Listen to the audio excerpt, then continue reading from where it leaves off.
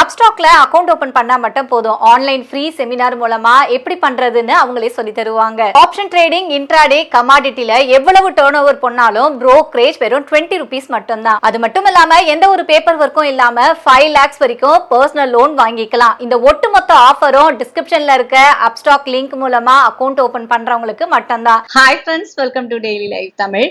இன்னைக்கு நம்ம மார்க்கெட்டோட சேர்த்து நம்ம என்ன பார்க்க போறோம்னா, இப்போ ஜிஎஸ்டி அந்த மீட்டிங் நடந்துருச்சு. நேத்தே நம்ம மார்க்கெட் அப்டேட்ல சொன்னோம். அந்த மீட்டிங் நடக்கும் பொழுது நமக்கு எதெல்லாம் நடக்க போகுது அப்படின்ட்டு. ஸோ அதை பத்தி தான் பேச போறோம். நிகழ்ச்சிக்குள்ள போறதுக்கு முன்னாடி நம்மளோட சேனல்ல நம்ம இந்த ஸ்டாக்ஸையும் வாங்குறதுக்கும் விற்கிறதுக்கும் ரெக்கமெண்டேஷன் பண்றது இல்ல, செபி ரூல்ஸ் பிரகாரம். ஸோ நீங்க எப்பவுமே ஒரு பங்கை வாங்குறதுக்கும் விற்கிறதுக்கும் முன்னாடி உங்களோட செபி ரெஜிஸ்டர் அட்வைசர் கிட்ட கேட்டுட்டு நீங்க இன்வெஸ்ட்மெண்ட் பண்ணுங்க. இப்ப நம்ம நிகழ்ச்சிக்குள்ள போலாம். வணக்கம் சார். வணக்கம் சார். இப்போ ஜிஎஸ்டி மீட்டிங் நடந்துருச்சு சார். ஒரு வழியா அந்த ப்ராடக்ட்டுக்கான இதெல்லாம் குறைக்க போறோம்னு சொன்னாங்க இல்லையா? அதுல இப்போ சில ப்ராடக்ட்ஸ்க்கெல்லாம் நிறைய குறைச்சிருக்காங்க. நமக்கான பெனிஃபிட்ஸ் அதுல நிறையவே இருக்கும். ஸோ இப்போ என்னன்னா, நம்ம மார்க்கெட்டை பத்தி பேசுறதுக்கு முன்னாடி இந்த பெனிஃபிட்ஸை பத்தி ஃபர்ஸ்ட் நம்ம பேசலாம் சார். எந்தெந்த ப்ராடக்ட் குறைச்சிருக்காங்க, குறிப்பா நம்மளோட ஷேர் மார்க்கெட்ல இப்ப இது எதிரொலிக்கும் இல்லையா? அப்ப நிறைய ப்ராடக்ட் குறைக்கும் பொழுது அந்த செக்டார்ஸ்க்கான இதெல்லாம் கொஞ்சம் பாசிட்டிவ் ஆகும் அப்படிலாம் போயிட்டு இருக்கோம். ஸோ எது ரொம்ப ஹைலைட்டடா குறைச்சிருக்காங்க எந்த செக்டாருக்கு அப்படின்றத சொல்லுங்க சார். கண்டிப்பா. ஸோ மார்க்கெட்டை பொறுத்த வரைக்கும் மார்க்கெட்டுன்னு இல்லை, இந்தியாவுக்கே ஒரு முக்கியமான ரிஃபார்ம் அப்படின்னு நம்ம இதை சொல்லலாம். ஸோ இதனுடைய தாக்கம் என்பது இந்தியாவை பொறுத்த வரைக்கும் ஒரு பெரிய அளவில் வளர்ச்சியை தூண்டுவதற்கு வழிவகுக்கலாம் அப்படின்றது ஒரு பெரிய எதிர்பார்ப்பா இருக்குது. ஸோ இப்போ என்ன பண்ணிருக்கிறாங்க, இந்த ஜிஎஸ்டி கவுன்சில் மீட் நேற்றுக்கு கூடி அவங்க எக்ஸிஸ்டிங் ஸ்லாப் சிஸ்டம் அப்படின்னு பாத்தீங்கன்னா 5, 12, 18, 28 இந்த 4% ஸ்லாப் சிஸ்டம் வச்சிருக்காங்க. அதை என்ன பண்ணிருக்கிறாங்க இப்போ அப்படின்னா, இந்த 5 அப்புறம் 18 இந்த 2 மட்டும் ரீடைன் பண்ணிக்கிறாங்க. இப்போ என்ன நடக்குது, 28ல இருக்கிறதெல்லாம் எதை நோக்கி நகர்த்துறாங்க, 18 நோக்கி நகர்த்துறாங்க. 12ல இருக்கிறது எல்லாத்தையுமே 5% நோக்கி நகர்த்துறாங்க. அதனால என்ன பெரிய அட்வான்டேஜ் அப்படின்னு சொல்லும் போது, நிறைய 28% இருக்க பொருட்கள் எல்லாம் 18%லயும் 12%ல இருக்கக்கூடிய பொருட்கள்லாம் இப்ப 5% வரி விதிக்கப்படுவதனால வரி விதிப்பு குறைவதற்கான இப்ப வாய்ப்பு இருக்கிறத நம்ம பாக்குறோம். அப்படி குறைய போது செப்டம்பர் 22 இருந்து இது அமலுக்கு வரதாக சொல்லியிருக்காங்க. ஸோ அந்த ஃபெஸ்டிவல் சீசன் முழுக்க நல்ல சேல்ஸ் இன்க்ரீஸ் ஆகும், பொதுமக்களுக்கு பயனளிக்கும் அப்படின்ற பாயிண்ட் ஆஃப் வியூலையும் சொல்லப்படுகிறது. இப்போதைக்கு அப்படின்னு பாத்தீங்கன்னா இந்த 5%, 18% மட்டும் இருக்கும். அதே சமயம் இந்த லக்ஸுரி குட்ஸ், அதே மாதிரி சின் ப்ராடக்ட்ஸ் சொல்லக்கூடிய டொபாக்கோ ப்ராடக்ட்ஸ், இதுக்கு எல்லாமே இந்த 40% ஸ்லாப் அப்படியேதான் இருக்கும். இது ஓவராலா ஒரு சினாரியோ. ஸோ இது பொதுவா இந்த ரிஃபார்ம்ஸ்ன்றது அந்த குறிப்பிட்ட துறைகளுக்கு விற்பனையை அது கூட்டுவதற்கான வாய்ப்பு இருக்கிறதா நம்ம பார்க்கிறோம். ஸோ இந்த ரிஃபார்ம்ஸ் அப்படின்றது ஒரு அப்ராக்சிமேட்டா ஒரு 48,000 கோடிக்கு கன்சம்ஷனை ஸ்டிமுலேட் பண்ணணும், கன்சம்ஷனை கூட்டுவதற்கான வாய்ப்பு இருக்கு அப்படின்னும். இது அந்த ஜிடிபி 0.2 to 0.3% ஜிடிபி வளர்ச்சிக்கும் அது உதவும் அப்படின்ற மாதிரியான தகவல் வந்துட்டு இருக்கு. ஸோ இந்த ஒரு விஷயம் ஏற்கனவே பாத்தீங்கன்னா யூஎஸோட டேரிஃப்னால நமக்கு பாதிப்பும் வரும் அப்படின்னு நம்ம பார்த்தோம். ஸோ அந்த ஒரு பாதிப்பு அப்படின்றது இந்த எக்கனாமிக் ஸ்டிமுலஸ் அதை ஊக்குவிப்பதன் மூலமாக அதை ஓரளவுக்கு ஈடுகட்டுவோம் அப்படின்றதையும் நம்ம பார்க்கணும். எந்தெந்த செக்டார் என்னென்ன மாதிரியான பெனிஃபிட் அடையுது அப்படின்றத நம்ம பார்க்கலாம். ஏன்னா எப்பயுமே டாக்ஸ் குறைஞ்சா விலை குறையும், விலை குறைஞ்சா டிமாண்ட் கூடும், டிமாண்ட் கூடுனா நிறைய பேர் சேல்ஸ் கூடும், சேல்ஸ் கூடனா அந்த கம்பெனிக்கு ப்ராஃபிட் கூடும். ஸோ இப்படிதான் இதை நம்ம ஒட்டுமொத்தமா நம்ம பார்க்கிறோம். சில நிறுவனங்களுக்கு இது நேரடியான ஃபினிஷ்டு குட்ஸ்க்கும், சில நிறுவனங்களுக்கு அந்த ரா மெட்டீரியல் ஒரு இன்புட் குட்ஸ் சொல்லுவோம், அதுல இந்த வரி விகித குறைப்பு என்பது பலனளிக்கக்கூடிய இடத்துல இருக்கிறத பார்க்கிறோம். முதல்ல ஒரு மேஜர் பெனிஃபிஷியரி அப்படின்னு ஒரு லிஸ்ட் சொல்றது எஃப்எம்சிஜி செக்டாரை முன்னாடி கொண்டாந்து வைக்கணும். எஃப்எம்சிஜி பொறுத்த வரைக்கும் அவங்க என்ன பண்ணிருக்காங்க, இதுன்னா இந்த டைரி ப்ராடக்ட், பால் சம்பந்தப்பட்ட பொருட்கள், அதே மாதிரி பேக்கேஜ்டு ஃபுட்டு, இந்த பிஸ்கெட்டு, சாக்லேட்டு, அந்த மாதிரியான ஐட்டம், பருப்பு வகைகள் எல்லாம், அதெல்லாம் பாத்தீங்க அப்படின்னா சோப்பு, ஷாம்பு, டூத் பேஸ்ட், இது எல்லாமே எங்க இருந்து எங்க நகரக்கூடிய வாய்ப்பு இருக்கு. 12 அதாவது அந்த முன்னாடி எதெல்லாம் 12-18 இந்த ரேஞ்சில் இருந்ததோ அதெல்லாம் 5% நோக்கி நகருது. சிலதெல்லாம் வந்து நில் பர்சன்டேஜ் நோக்கி கூட சில நகருதுன்றதை நம்ம பாக்குறோம். ஸோ அதனால இது என்ன மாதிரியான தாக்கத்தை ஏற்படுத்தும் அப்படின்னு பார்க்கும்போது, பொருட்களை வந்து 6-10% விலை குறைய வைக்கும் இந்த துறை சார்ந்த பொருட்கள். நம்ம எஃப்எம்சிஜி பத்தி பேசுறோம். ஸோ அதனால எதெல்லாம் குறையும், விலை குறையும் அப்படின்னு சொல்லும்போது, நமக்கு இந்த பிஸ்கெட்டு, ஷாம்பு, சேஷெட்டு, இந்த மாதிரி அந்த தினம் உபயோகப்படக்கூடிய பொருட்களுக்கு எல்லாமே வந்து அதுக்கு ஒரு பலன் இருக்கு. அதனால இது உற்பத்தி பண்ணக்கூடிய பல நிறுவனங்கள்ல மிக முக்கியமான நிறுவனம் இந்துஸ்தான் யூனிலீவர். இவங்களும் சோப்பு, ஷாம்புலாம் நிறைய தயார் பண்றாங்க.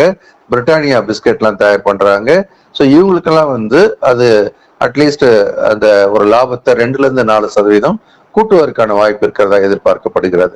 இதற்கடுத்து ஆட்டோமொபைல் செக்டர் அப்படின்னு எடுத்தீங்கன்னா, இதுல வந்து ஸ்மால் கார்ஸ்க்கு இந்த பெனிஃபிட் போகுது. அதாவது இந்த 28%-லிருந்து 18% அவங்க குறைப்பது என்பது முக்கியமா இந்த சின்ன கார்களுக்கும், 2 வீலர்ஸ்க்கு, பைக்குன்னு எடுத்தீங்க அப்படின்னா 350cc கீழே இருக்கிற அந்த பைக்ஸுக்கு, 3 வீலர், டிராக்டர், அதே மாதிரி ஆட்டோமொபைல் ஸ்பேர் பார்ட்ஸ் தயார் பண்ற நிறுவனங்களுக்கு எல்லாமே இது பெரிய பலனை கொடுக்கும். ஏன்னா 28-18% மாறுறதை நம்ம பாக்குறோம். ஸோ அதனால சேல்ஸ் வந்து ஒரு 2-6% வந்து இந்த துறை சார்ந்த பொருட்களுக்கு வந்து விற்பனை கூடுவதற்கான வாய்ப்பு இருப்பதா பாக்குறோம். அதே மாதிரி பர்டிகுலரா இந்த சின்ன காரை உற்பத்தி பண்ணக்கூடிய மாருதி சுசுகிக்கு வந்து மிகப்பெரிய அது பலனளிக்கும் என்று எதிர்பார்க்கப்படுகிறது. கூடவே ஹீரோ மோட்டார் காருக்கும் இந்த பைக் செக்மெண்ட்ல அவங்களுக்கு வந்து அது ஒரு ஹெல்ப் பண்ணும் அப்படின்றதையும் நம்ம பாக்குறோம். அதனாலதான் அந்த சம்பந்தப்பட்ட நிறுவனங்கள்லாம் விலை ஏறிக்கிட்டே இருந்தது. அதே மாதிரி ஆட்டோமொபைல்ல வந்து டிராக்டர் அப்படின்றது ஒரு பெரிய பெனிஃபிஷியரி. ஃபார்மிங் செக்டாருக்கு இது உபயோகம் பண்ணப்படுறதுனால அதுக்கும் நமக்கு அந்த அக்ரிகல்ச்சருக்கான உபயோகம் பண்ணக்கூடிய பொருள்ன்றதுனால டாக்ஸ் குறையுது. எம்என்டம், அதே மாதிரி எஸ்கார்ட்ஸ், இந்த மாதிரி நிறுவனங்களுக்கெல்லாம் அது பெரிய லெவலில் பலனளிப்பதற்கான வாய்ப்பு இருக்கிறத நம்ம பார்க்குறோம். கன்சியூமர் டியூரபிள்ஸ் அண்ட் எலக்ட்ரானிக்ஸ் சொல்லும்போது அதுல air conditioner, television, washing machine, refrigerator, dish washer, இந்த மாதிரி நம்ம வீட்டில் உபயோகம் பண்ணக்கூடிய பெரும்பான்மையான இந்த பொருட்கள் கன்சியூமர் டியூரபிள்ஸ் நம்ம சொல்றோம். இதெல்லாம் பாத்தீங்கன்னா 28-18% குறையறதுக்கான வாய்ப்பு இருக்கு. இதனால 5-7% டிமாண்ட் கூடி சேல்ஸ் கூடுவதற்கான வாய்ப்பு இருக்கிறதா எதிர்பார்க்கப்படுகிறது. முக்கியமான பெனிஃபிட் அடையக்கூடிய நிறுவனங்கள் அப்படின்னு சொல்லும் போது, வோல்டாஸ் ஏசி விற்கிறது மூலமாகவும், வெர்பூல் வாஷிங் மிஷின் போன்ற பொருட்களை விற்கிறது மூலமாகவும் ஏறக்குறைய அவங்க காஸ்ட் ஒரு 10% குறைக்க முடியும்னு எதிர்பார்க்கப்படுகிறது. குறிப்பா மிடில் கிளாஸ்க்கு ரொம்ப உபயோகமா இருக்கும் இந்த ஹவுஸ் ஹோல்ட் ப்ராடக்ட்லாம் விலை குறையும் போது அப்படின்றது மிக முக்கியமான ஒரு விஷயம். இதே மாதிரி சில பிராண்ட்ஸ்லாம் சொல்லுவேன், ஹேவல்ஸ், டிக்சான் டெக்னாலஜிஸ், ஏன்னா இவங்க எல்லாம் இந்த எலக்ட்ரானிக் பொருள் தயார் பண்றாங்க, அதுக்கும் வரி விகிதம் குறையுதுன்றதுனால இந்த நிறுவனங்களுக்கு ஒரு பலனளிப்பதற்கான வாய்ப்பு இருக்கிறதா பாக்குறோம். ஹெல்த் கேர் அண்ட் இன்சூரன்ஸ், இது ரொம்ப முக்கியமான ஒரு மாற்றம் கொண்டு வந்திருக்காங்க. அதாவது life and health insurance premium கட்டுறோம் இல்லையா, ஸோ அந்த பிரீமியம், அதே மாதிரி அதுக்கு உண்டான சில முக்கியமான மெடிசன்ஸ், டயக்னோஸ்டிக் கிட்டு, ஸோ மெடிக்கல் டிவைசஸ், இது எல்லாமே பாத்தீங்க அப்படின்னு சொன்னா ஃபுல் எக்ஸம்ஷன் கொடுக்குறாங்க. 0% இதுக்கெல்லாம் வரியே கிடையாது அப்படின்னு சொல்லிட்டாங்க. இப்போ இதுக்கு யாருக்கு பெனிஃபிட் நிறைய வரும் அப்படின்னு சொன்னா, இன்சூரன்ஸ் கம்பெனிஸ்க்கு வந்து அவங்க கலெக்ட் பண்ற பிரீமியம் கம்மியாகும் இல்லையா, அப்போ டிமாண்டை கூட்டும் அப்படின்னு எதிர்பார்க்கப்படுகிறது. அதனால ஸோ இந்த ஒரு துறை அப்படின்றது வேகமான ஒரு வளர்ச்சி அடைவதற்கான வாய்ப்பு இருக்கு. குறிப்பா HDFC லைஃப், SBI லைஃப், இவங்களுக்குலாம் வந்து அந்த லைஃப் இன்சூரன்ஸ் டாக்ஸ் கலெக்ட் பண்ற பிரீமியம் கலெக்ட் பண்றது அப்படின்றதுக்கு முழுக்க முழுக்க டாக்ஸ் ஃப்ரீயா இருக்க போது அது வந்து அவங்களுடைய வளர்ச்சிக்கு உபயோகப்படலாம். அதே மாதிரி டாக்டர் லால்பத் லேப், இந்த மாதிரி டயக்னோஸ்டிக் கிட்டுக்கெல்லாம் வந்து அவங்க டாக்ஸை வந்து எக்ஸவுண்ட் பண்ணும்போது அது இவங்களுக்கும் இன்புட் காஸ்ட்டை குறைக்கும், லாபத்தை கூட்டுவதற்கான வாய்ப்பும் இருக்கிறது. இந்த செக்டாரை பொறுத்த வரைக்கும் இந்த ஒரு மாற்றத்தினால 3-8% என்ற அளவுக்கு வளர்ச்சி ஏற்படுவதற்கான வாய்ப்பு இருக்கிறதா பாக்குறோம். அக்ரிகல்ச்சர் அண்ட் ரூரல் எக்கானமி அப்படின்னு இருக்கும்போது அதுல குறிப்பா டிராக்டர், இரிகேஷன் எக்யூப்மெண்ட், குறிப்பா இந்த ட்ரிப் சிஸ்டம் நம்ம சொல்லுவோம், சொட்டு நீர் பாசனம், அதுக்கு உண்டான pump, fertiliser, biopesticide, micro nutrients, அதே மாதிரி அக்ரோ மெஷினரிஸ், இது எல்லாமே வந்து ரேட்ஸ் அப்படின்றது முன்னாடி எங்கிறது 12-18 இருந்ததெல்லாம் 5%க்கு தள்ளுறாங்க. ஸோ அப்படி குறைக்கிறதுனால என்ன ஆகும், இன்புட் காஸ்ட் ஃபார்மர்ஸை பொறுத்த வரைக்கும் குறைய ஆரம்பிக்கும். ஸோ அதனால அந்த ரூரல் கன்சம்ஷன் அப்படின்றது ஜாஸ்தியாதுக்கான வாய்ப்பு இருக்குது அப்படின்னு ஒரு எதிர்பார்க்கப்படுகிறது. குறிப்பா டிராக்டர் பொறுத்த வரைக்கும் ஏற்கனவே எம்என்டம் சொல்லியிருக்கேன், எஸ்கார்ட்ஸ் ரெண்டுமே இதுக்குள்ள வருது. ஜெயின் இரிகேஷன், இந்த ட்ரிப் இரிகேஷன் சிஸ்டத்துக்கு அவங்களுக்கும் இந்த டேக்ஸ் குறைக்கிறது பெனிஃபிஷியலா இருக்கும் அப்படின்னு எதிர்பார்க்கலாம். அதனால டிமாண்ட் கூடி இந்த பருவமழை சரியா பெஞ்சது அப்படின்னு சொன்னா ஃபார்மர்ஸ் கையில நிறைய பணம் தங்குவதற்கான வாய்ப்பும் அதன் மூலமாக நிறைய பர்ச்சேஸ் பண்ணுவாங்கன்றதும் எதிர்பார்க்கப்படுகிறது. அதே மாதிரி டெக்ஸ்டைல், அப்பேரல் அண்ட் ஃபுட்வேர் அப்படின்னு எடுக்கும்போது இப்பெல்லாம் கவர்மெண்ட்ஸ் இதுக்கு வந்து முன்னாடி எல்லாம் ஒரு விலை இருக்குல்ல, எந்த எம்ஆர்பி விலையில இருக்கோ அந்த குறிப்பிட்ட விலைக்கு கீழே இருக்கிறதுக்கெல்லாம் குறிப்பிட்ட ஒரு டாக்ஸும் மேல இருக்கிறதுலாம் வேற டாக்ஸுமா தான் மெயின்டைன் பண்ணிட்டு இருக்கிறாங்க. இப்போ கவர்மெண்ட்டை பொறுத்த வரைக்கும் அப்பேரல்ஸ் அப்படின்ற ரேட்டு கீழே 2500 ரூபாய்க்கு குறைவா இருக்கிறதோ, ஃபுட்வேர்ஸ், காலனிகள், செருப்பு இது வந்து 1000 ரூபாய்க்கும் கம்மியா இருக்கு அப்படின்னு வச்சுக்கோங்களேன். சூயிங் மிஷின் இதுக்கு எல்லாமே வந்து 12 to 18% முன்னாடி இருந்தது, அது 5% குறைக்கிறாங்க அப்படின்றத நம்ம பார்க்கிறோம். அதனால இது மிடில் கிளாஸ்க்கு ரொம்ப சுவாரஸ்யமான ஒரு விஷயமா இருக்கும். அவங்க கன்சம்ஷன் கூடும்போது பொருட்களின் விற்பனை கூடும், இப்ப நிறுவனங்களுக்கான விற்பனை கூடி லாபம் கூட வாய்ப்பு இருக்கிறதா நம்ம இங்க பாக்குறோம். ஸோ இந்த மாதிரி ஒரு சேஞ்சஸ் கொண்டு வர்றதுனால டெக்ஸ்டைல் அப்பேரல் இந்த இண்டஸ்ட்ரியை பொறுத்த வரைக்கும் ஒரு 4-7% அப்படின்றது வால்யூம் குரோத் அப்படின்னு கொஞ்சம் எதிர்பார்க்கறாங்க. எல்லாரும் போடுற பட்ஜெட்ல எல்லாருக்குமே ஒரு 4-7% குறையும் இல்லையா, அதனால அது வந்து அவங்களை இன்னும் கொஞ்சம் அதிகம் வாங்க தூண்டும் அப்படின்னு எதிர்பார்க்கப்படுகிறது. ஃபைனலா நம்ம ரினியூவபிள் இன்னும் ஒரு 2 செக்டார் இருக்கு. ரினியூவபிள்ஸ் எனர்ஜின்னு எடுத்தீங்கன்னா சோலார் பேனல், டர்பைன்ஸ் இதுக்கு எல்லாமே பாத்தீங்க அப்படின்னா பயோகேஸ், ஃபியூவல் செல் எல்லாத்துக்கும் அவங்க 5% கொண்டு வர்றாங்க. ஸோ இது வந்து மிகப்பெரிய ஒரு மாற்றம். குறிப்பா டாடா பவர் சோலார் அவங்களுக்கு இது ஒரு பெனிஃபிஷியலா இருக்கிறது, சுசுலானுக்கு பெனிஃபிஷியலா இருக்கிறதுக்கான வாய்ப்பு உண்டு அப்படின்னு எடுத்துக்கலாம். கடைசியா சிமெண்ட் அண்ட் கன்ஸ்ட்ரக்ஷன், ஸோ இந்த செக்டாரையும் வலிமைப்படுத்துவதற்காக அதுலயும் பாத்தீங்கன்னாக்க முன்னாடி வந்து 28 இருந்த எல்லாத்தையும் 18% கொண்டு வந்துட்டாங்க. ஸோ அதனால ஒரு பேக் சிமெண்ட்டுக்கு வந்து 30-40 ரூபா குறையும் அப்படின்னு ஒரு எதிர்பார்ப்பு இருக்குது. ஸோ இது வந்து அவங்க சேல்ஸ் பெரிய அளவுல கூட்டுவதற்கான வாய்ப்பும் இருக்குதுன்னு நம்ம பார்க்கிறோம். இந்த மாதிரி ஒரு துறை அப்படின்னா அல்ட்ராடெக் சிமெண்ட், ஹவுசிங் ப்ராஜெக்ட்ஸ் பண்ணக்கூடிய நிறுவனங்கள் இவங்க எல்லாருக்குமே இது ஒரு பெனிஃபிஷியலா இருக்கும்னு எதிர்பார்க்கிறோம். ஏகப்பட்ட துறை நீங்க வந்து இதுவரையும் சொன்னதே வந்து ஒரு 10 நிமிஷத்துக்கு நீங்க வந்து துறைகளை சொல்லியிருக்கீங்கன்னா அப்ப ஷேர் மார்க்கெட்ல இப்ப இவ்வளவு செக்டார்ஸ்க்கும் நல்ல பெனிஃபிட் இல்லையா சார்? அப்ப இந்த பெனிஃபிட் ஆகும்போது ஆட்டோமேட்டிக்காவே மார்க்கெட் வந்து பாசிட்டிவா போகும் இல்லையா? அப்ப இன்னைக்கு மார்க்கெட் எப்படி முடிஞ்சிருக்கு அத ஒரு இது சொல்லி முடிச்சிருங்க சார். இன்னைக்கு பொறுத்த வரைக்கும் மார்க்கெட் இந்த ஜிஎஸ்டி ரேஷனலைசேஷனால ஒரு பெரிய கேப் அப் ஆச்சு. ஆனா அந்த கேப் அப் தக்க வைக்க முடியவில்லை அப்படின்றதையும் நம்ம சொல்லிதான் ஆகணும்.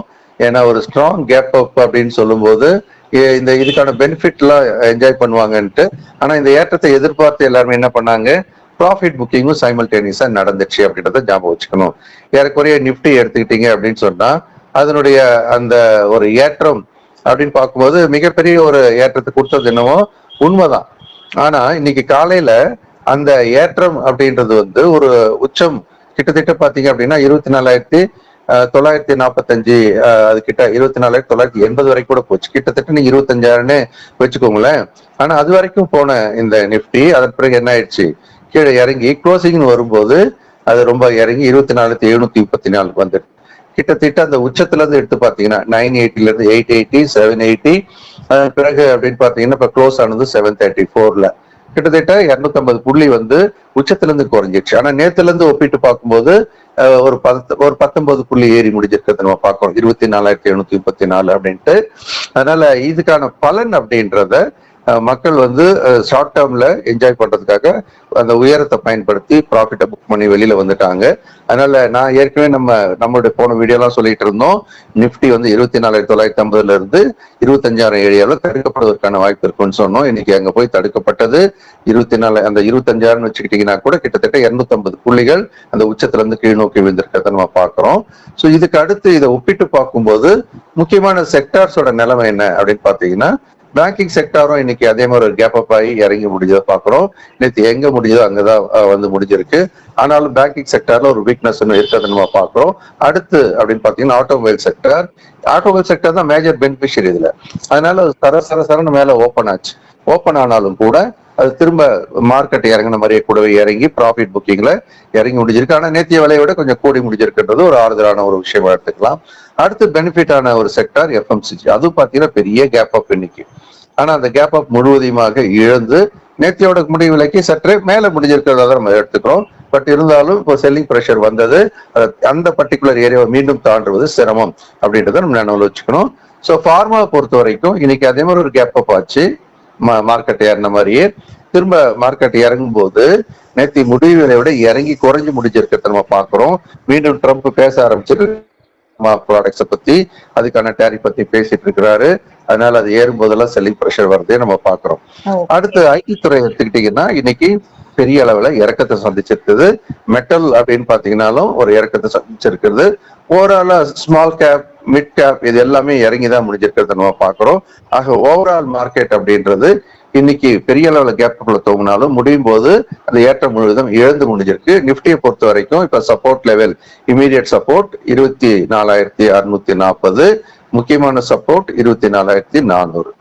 Okay sir. ஸோ இன்னைக்கு மார்க்கெட் நிலவரம் அண்ட் வந்து குறிப்பா வந்து நம்மளோட ஜிஎஸ்டி குறைச்சதுல எந்தெந்த செக்டார்ஸுக்கு வந்து பெனிஃபிட் கிடைக்க போகுது அப்படின்றத சார் புட்டு வச்சுட்டாரு. எல்லாருக்கும் யூஸ்ஃபுல்லா இருந்திருக்கும் சார். அடுத்த கிளாஸ் வந்து என்ன வருது அப்படின்றத சொல்லுங்க சார். ஏன்னா நம்ம நிறைய வந்து இதை பத்தி பேசிட்டோம் நிறைய. ஆமா. ஸோ மக்களுக்கு வந்து இந்த மார்க்கெட்டை நல்லா புரிஞ்சுக்கிட்டு பண்ணாக்க சக்சஸ்ஃபுல்லா பண்ண முடியும். அதுக்காக தான் ஆரம்ப program basics of stock market program வர சண்டே 9 மணிக்கு 9:30 ஆரம்பிச்சு 1:30 முடியுது. ஆன்லைன்ல தான் நான் தான் எடுக்கிறேன். ஸோ எல்லாருமே உங்களுடைய ஃப்ரெண்ட்ஸ் ரிலேட்டிவ்ஸ் எல்லாரையும் ரெஃபர் பண்ணுங்க. உங்களுக்கு டைம் இருந்தாலும் அட்டன் பண்ணுங்க. அதுக்கு அடுத்து மண்டேல இருந்து ஸ்டாக் மார்க்கெட் ஃபார் லிவிங் சொல்லக்கூடிய எஸ்எஃப்எல் ப்ரோக்ராம் ஸ்டார்ட் ஆகுது.